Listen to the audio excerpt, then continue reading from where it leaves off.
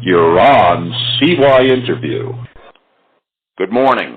I'm Jay Bilstein. With me is the Editor-in-Chief of CYInterview, Chris Yandak. Good morning, Chris. Great to be here, Jay.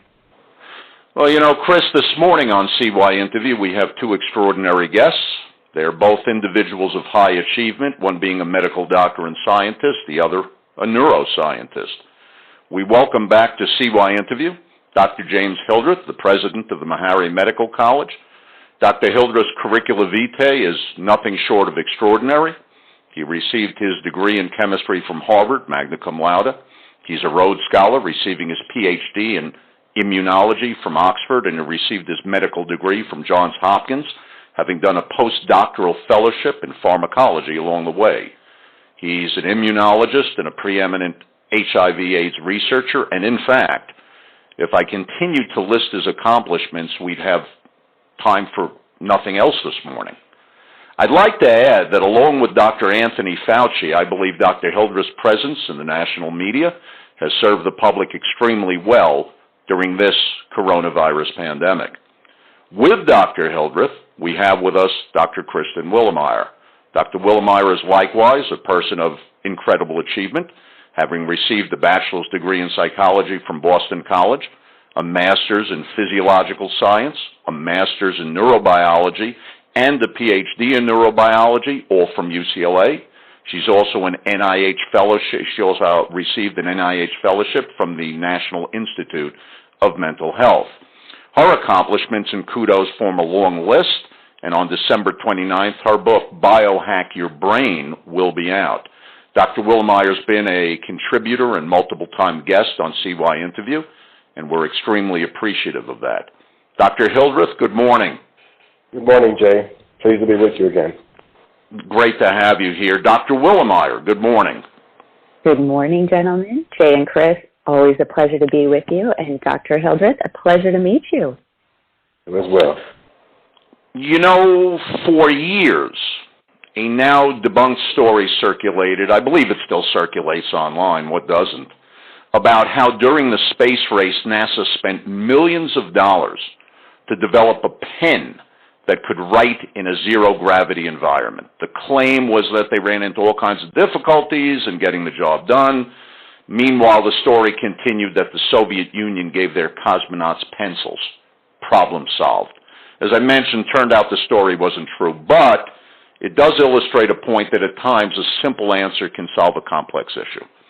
The coronavirus pandemic's a complex issue. However, there are certain simple steps we can take to put the odds in our favor while we wait for a vaccine and/or a treatment. Hopefully both. Dr. Hildreth, a question in three parts for you. First, what are those simple steps? Second, do you believe those steps are being adequately followed throughout the United States? And third, what causes people to be so rooted in their thinking that they may ignore simple steps that can save their lives? Jay, those are all very important questions, and there are some simple things that we can do to fight the virus. Up to this point, we've taken a population-based approach where we're trying to lower the risks for everyone in the country. And that approach works fine if the risk was equally borne by everyone in the country. But now we know it's not. We know that if you're older, you live in a nursing home, or you're in a prison, or if you're a member of the minority population, your risk is considerably higher, especially for severe disease and death. So that probably means that now that we know this, a more targeted approach would be more appropriate, in which we do a tried and true public health approach to keep people alive, and that is widespread testing, contact tracing, isolation of those persons who test positive and their contacts, and making sure that people can get treatment when they need it. That is what should be done, and of course, that is not being done in a nationally coordinated way, and I've been pleading for many, many weeks now that every nursing home in the country, every prison, and every place where you have vulnerable populations, we should have a more targeted approach. And you may have seen that on Wednesday I testified to the Ways and Means Committee of the House, and I asked for $5 billion so that the 4 black medical schools could do just that. So not to suspend the broad approach, the population-based approach, but while we're doing that, let's take a more targeted approach, which will save many, many lives. And I honestly don't know why we accept science in our everyday lives the way we do. We take things for granted. We can do that because of science, but for some reason in the middle of a pandemic, people have chosen to ignore science. It's a puzzlement to me, but I have to factor that in like I do the weather and keep trying to push the agenda forward. And that's what I'm doing. I'm just trying to keep pushing the agenda forward. But those are all very important questions, one that I struggle with almost every day. Dr. Willeumier, having heard that and the struggles that Dr. Hildreth talks about in my last question, people being so rooted in their thinking and ignoring simple steps that can save their lives when it comes to disease prevention and health promotion, what can we do to help ourselves and others make meaningful change that may help keep us and many other people in society from getting sick and perhaps dying? Well, Jay, Dr. Hildreth brings up so many good points. And when we think about disease prevention and health promotion, the Centers for Disease Control says to do 2 things. 1, practice a healthy lifestyle, and 2, get regular medical checkups.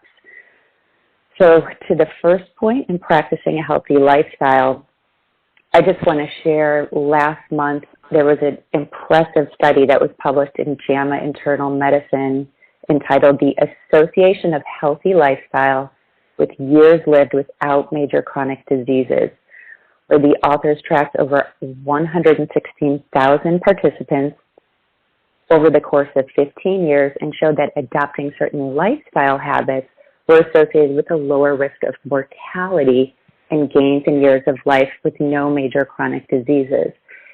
And why that study was so important is they identified 4 optimal lifestyle profiles associated with the greatest number of healthy years of life. The most important being a healthy body mass index, so maintaining your weight, followed by regular exercise, no smoking, and moderate alcohol intake. So why is that important with regards to the coronavirus? This week we reached one of those unfortunate milestones where we lost 100,000 people in this country alone.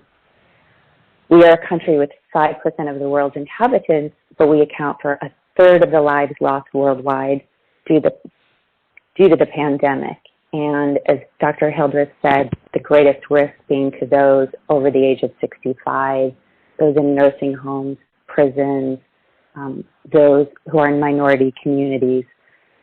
However, we're also finding that in the U.S., one of the next strongest predictors of suffering from complications with COVID is obesity. And in April, the Morbidity Mortality Report stated that those ages 18 to 49, obesity was the most prevalent underlying condition. So when thinking about what we can do to take better care of ourselves, we want to think about reducing the obesity epidemic. We've got 2/3 of our population who are overweight or obese, so it's time to embrace healthy lifestyle habits now more than ever. When I hear you saying that, I start thinking about different things and factors, and I want to turn to you, Dr. Hildreth. Let's talk for a moment about people who have pre-existing health conditions, many times for exactly the reason that Dr. Willeumier points out, obesity, and I'm talking about things like diabetes, high blood pressure, or impaired kidney function. I believe there are many people who fall into that category in the United States and around the world, lamentably. Can people in those categories contract COVID-19 and be asymptomatic, or as a matter of the natural trajectory of the disease occasioned by the virus, are they all destined to become ill? How does that work, and would beginning to improve their health right now raise their immunity? So, to be honest, we don't have enough data yet to know whether everyone who, for example, is obese will get severe disease, although it appears that that is the case, that, as was mentioned, if you have high blood pressure, diabetes, obesity, high blood pressure, those things will put you at a higher risk for having a more challenging time dealing with the virus. Because viruses attack organs in our bodies, and if those organs are already compromised, the virus kind of puts them over the edge. Like, for example, people who drink have damaged livers, if they get hepatitis, that's going to be a much more challenging situation than if they otherwise did not have that. So obesity compromises the functions of our lungs and our heart. And so when you have a virus that comes along that adds on top of that, that's what makes it such a dire situation. But the other difference is there are many, many Caucasians who have those things, but they don't live under conditions in which they're likely to get infected. So in addition to having the pre-existing conditions, people in minority communities live in multi-generational households. They have to take public transportation. They have economic insecurity. They don't have access to healthy food. So you have the pre-existing conditions, and layered on top of that, a social construct that makes it much more likely for them to get infected in the first place. So that's the real difference. It's not that black people are the only ones who get diabetes and all these other things, but they're more likely to be in a situation that exposes them to the virus. And that is something that really needs to be kept in mind. Because as I said in our previous interview, China, which is racially homogeneous, those individuals with those pre-existing conditions, they got sick, very sick, and many of them died. So it's not about what your race is.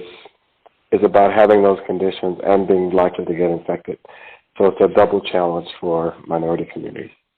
And you may remember when we had that discussion, I used a non-scientific term. I said, to me, the coronavirus pandemic was part immunological referendum. Yeah. And by that I meant, we have a country with food deserts. There are no initiatives that I know of by the government that says, hey, if you're one of these stores that specializes in organic foods or specializes in produce or so-called healthy foods, and of course fruits and vegetables unadulterated are healthy foods, we're going to give you some kind of tax relief for going into neighborhoods, high-density population neighborhoods that may traditionally may have none of this, may have just a few fast food restaurants leaving people nowhere to go but to these places. There is nothing that I know of that has been done either by the executive branch, suggested by the executive branch, by the Congress of the United States, or by states, by the way, to start doing these things to help these neighborhoods. And so to me, it is an immunological referendum that says, hey, if you're in a community that's suffering, and I hate to say this, the attitude is, well, suffer. And, we live in, it's the United States of America, the greatest country in the world. I'll say a word that doesn't exist. It may be the greatest country in the world, but if we treat many of the people in our society this way, it's certainly not the goodest country in the world. Maybe the greatest. Great is a metric, a measurement of how big, how this, how that. It's certainly not the best in terms of how we treat people, and what you're bringing to the fore, Dr. Hildreth, is incredibly timely and incredibly important. Now, Dr. Willeumier, you were on the tip of the spear, and I hope you can talk a little bit about this. You ran a weight loss program within the context of striving to improve brain health and cognitive function.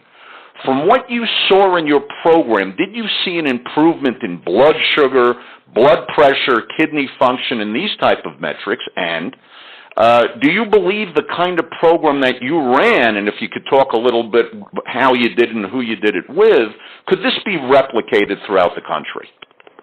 Absolutely. So for some context, people might be wondering why a neuroscientist would be teaching people about how to lose weight. But obesity is associated with accelerated brain aging. Systemic inflammation not only can reduce blood flow to the brain, but over time can reduce brain volume. So I got involved in doing this back in 2009 when my colleagues and I were leading a clinical trial on professional NFL players, investigating the effect of the sport on long-term brain function.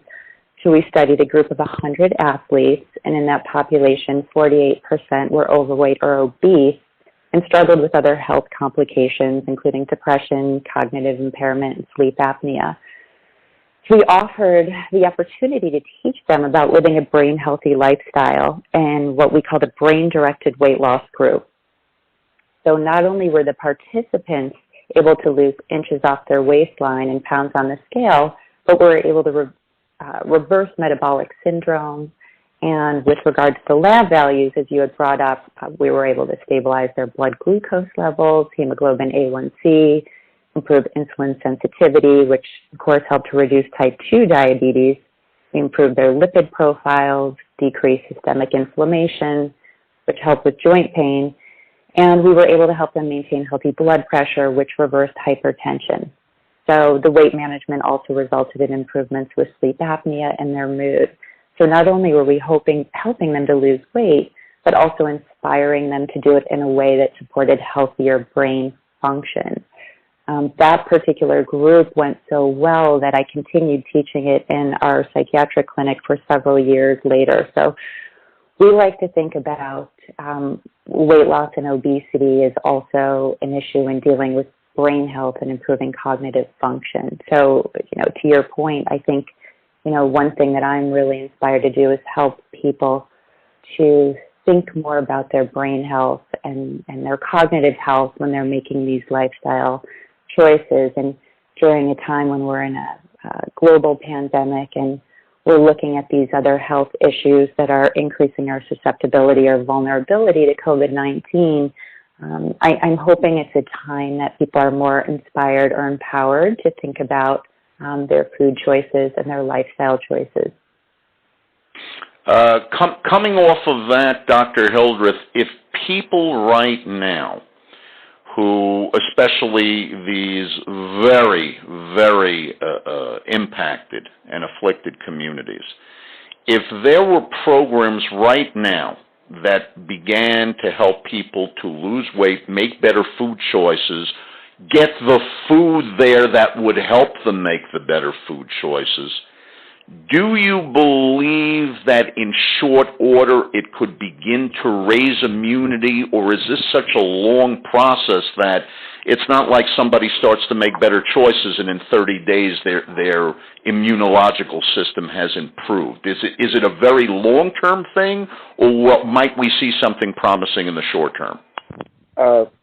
Well, depending on how old a person is, because as we get older, our immune system changes and becomes less elastic, let me put it that way. But certainly in young people, for example, have to be hospitalized, and if they're not given the appropriate nutrition, their immune function will drop off. So we know that there can be a quick turnaround for folks who are younger, maybe not so much for those who are older.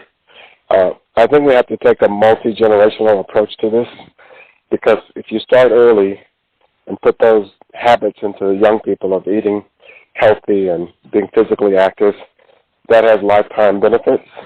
And if we just took 10% of the $3.5 trillion we spend on healthcare every year, which would be $350 billion, and invested that in food programs and preventive measures and education for population, we would save probably trillions of dollars every year on healthcare, because people would be healthier. So there would be immediate benefits depending on how old that person is, but I really think we have to take a kind of a two-generational approach, maybe more than that, to this, and make sure that in the young people we give them those habits that they can keep for a lifetime, that will keep them healthy, keep their immune system strong.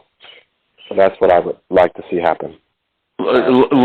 Lamentably, we're running down in time, and with you two brilliant scientist here. I've just got so many questions. I mean, maybe both of you can come back. I really would like to be able to address the field of epigenetics when it comes to, well, let me ask you just this very quickly, Dr. Hildreth, then I need to jump to Chris Yandak.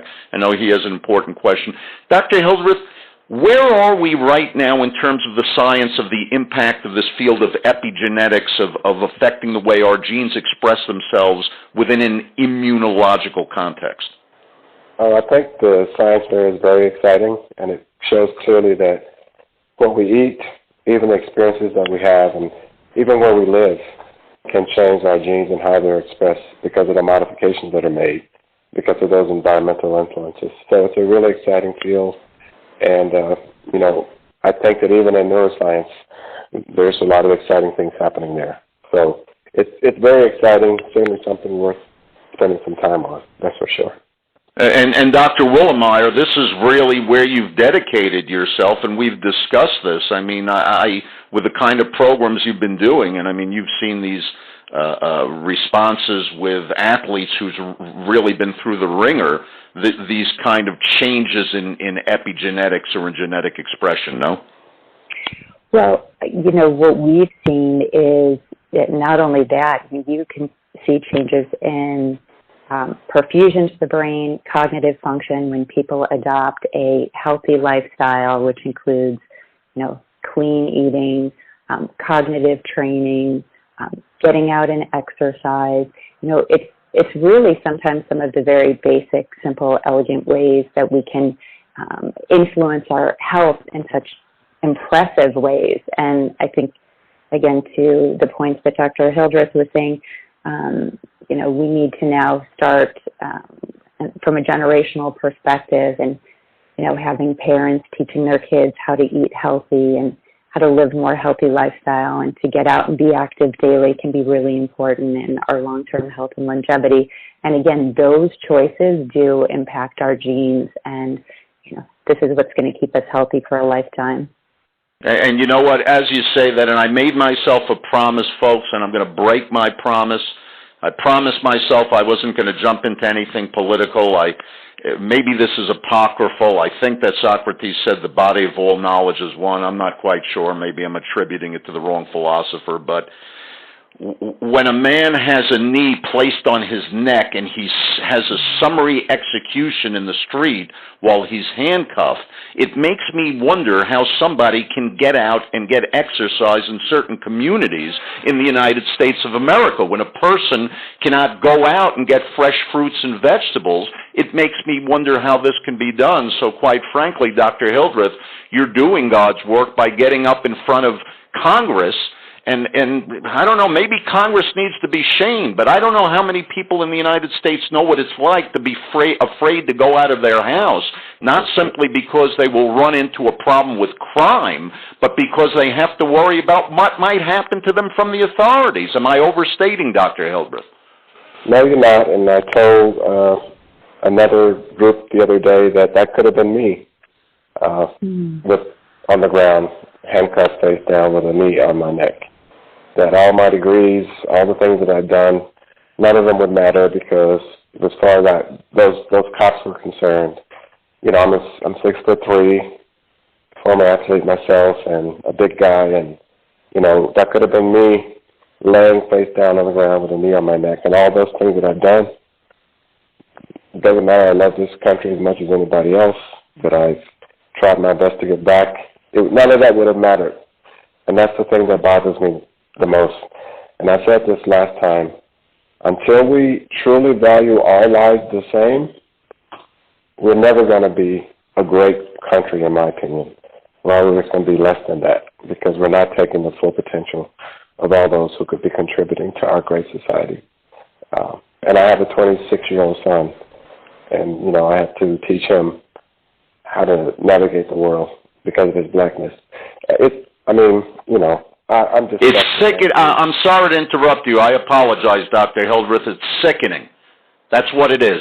It is sick. But when I say sickening, I mean sickening like it makes me literally. This is not... I'm not using a metaphor here. As I'm speaking with you good folks, I feel like throwing up. I really do. It is... I'm shaking. It is just so angering. And when you see the evidence on television, you see it there. There's no question. There's no he said or she said. And by the way, I don't know Dr. Willeumier, Dr. Hildreth, Chris Yandak. I don't know if you good folks saw the video before, because there was a claim, well, you got to understand the context. The context before is this man was handcuffed and on the ground. That was the context. I'm sorry. I'll let Dr. Willeumier. Well, it's completely unacceptable behavior. When I saw it, I was horrified, absolutely horrified, and thinking that I live in the United States of America and watching this behavior be acceptable is just, it's unacceptable. And I'm so sorry, and my heart goes out to you, Dr. Hildreth, and everybody in the Black and brown communities that have to deal with this. This is a daily issue that you are confronted with, and it's not fair, and it's not right, and it frankly, like, it hurts my heart. And you know, Jay, I'm glad you brought it up, and you know, I feel like I need to offer some sort of apology, or from a place of compassion and love. Like, I'm so sorry that this is happening in your community, and I really hope that people step up and do the right thing and make it a safe place for you to live and for all of us to live, as you said, so we can reach our highest potential. Yeah, well, you know what? We've got to vote. We've got to vote. That's what we got to start doing. We got to vote. Absolutely. And we got to speak. We got to vote, and we got to speak out. Chris Yandak, question. Dr. Hildreth, looking at all the information that you've been able to gather since we last had you on CYInterview, what do you think about the likelihood of a second wave, and what do you want people to know at this point about that? What I want people to know is that because there's so many in our communities who are not taking this seriously, there are always going to be a few vectors, human vectors for the virus out there. And, you know, I tweeted that people have been afraid of the virus coming back in the fall. Well, it doesn't have to come back because it's not going anywhere. If you look at what happened on Memorial Day weekend, it's very clear that the virus is not going to subside because there's so many people who are not taking it seriously. And my biggest concern is that younger people, and perhaps rightly so, understand that they have a much better chance of surviving the virus. But what they don't seem to fully comprehend is that they could be taking the virus back to someone who they love, who's older and more susceptible to disease and death.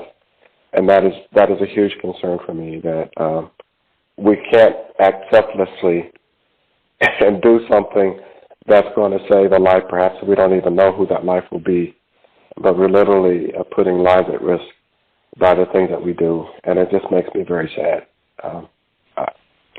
It does. It makes me sad. But the virus is going to be with us in sort of small ways, big ways, whatever kind of ways, but it's not going anywhere because, again, the mitigation steps that we need to take are not being uniformly taken, so that's going to let the virus, persist in our communities. Okay. I'm thinking about that great Patty Chayefsky script for the movie Network. I want to say it was back in 1976. William Holden and Faye Dunaway.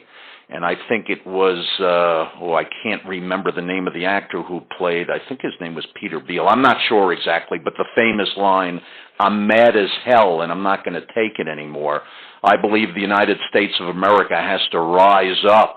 I believe people of conscience have to rise up, not with violence, not with looting, not with rioting. I understand the anger, but that's not the way. But we must rise up collectively into one powerful voice. We've got to vote, and we've got to say, we're mad as hell and we're not going to take it anymore. This is unacceptable. And if the United States is to be even near great or anywhere near good, we've got to stop this, and we've got to stop this now. James, I said this to you last time. You are literally, not figuratively, a gentleman and a scholar, and I'll say this to you, Kristen, you are a gentlewoman and a scholar. You folks literally do God's work. I thank you very, very much from the bottom of my heart. So, for Dr. James Hildreth, Dr. Kristen Willeumier, our editor, Chris Yandak, and CYInterview. I'm Jay Bildstein.